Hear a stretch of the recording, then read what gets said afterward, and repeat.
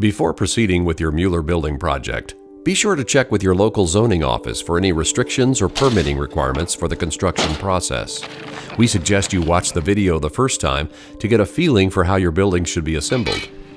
This video is intended to be a general guide for erection of your Mueller building. Reference drawings specific to your building.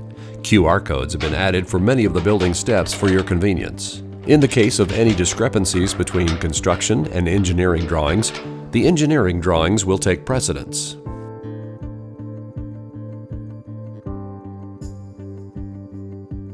Before we get into the assembly of the building itself, we want to emphasize one word: safety. Before erection can begin, the foundation must be properly cured. Consult your concrete professional regarding any foundation questions.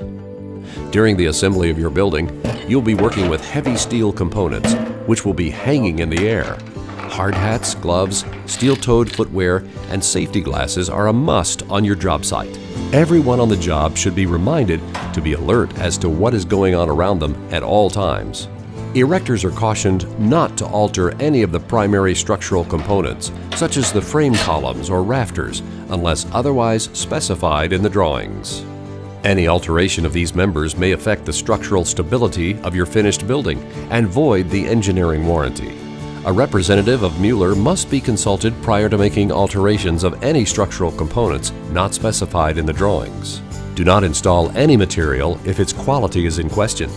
Please contact your Mueller sales representative immediately with any quality concerns. Mueller Inc. will not be responsible for the installation or removal costs of any material that is visibly defective or non-conforming. Stay clear of loads being moved by any lifting device. Hands and feet should be kept clear of moving loads. Never stand under material being lifted. During construction, take precautions to secure the structure during assembly. Temporary bracing may be required to stabilize the structure during erection. Never leave the structure unbraced.